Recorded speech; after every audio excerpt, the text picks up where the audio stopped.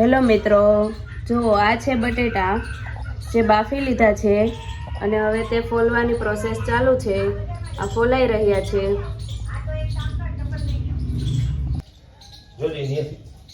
જો હવે આ બધા બટેટા ફોલાઈ ગયા છે, તો હવે તેનો આપણે આનાથી છૂંદો કરીશું. આ રીતે આ બધા બટેટાનો છૂંદો થઈ ગયો છે.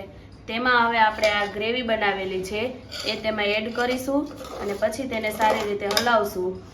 અને એમાં વધારાના એક આ બાફેલા વટાણા છે તે એડ કરવાના છે અને આ ધાણા જીરું છે તે એડ કરવાનું છે. તો હમણાં હું તમને હલાવીને બતાવું.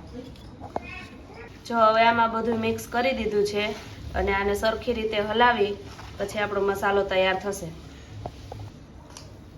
જો હવે આપણો મસાલો સરખી રીતે બરાબર મિક્સ થઈ ગયો છે. લાગે છે ને એકદમ ટેસ્ટી. તો અમારી ચેનલને લાઈક, શેર ને સબસ્ક્રાઈબ કરી દેજો.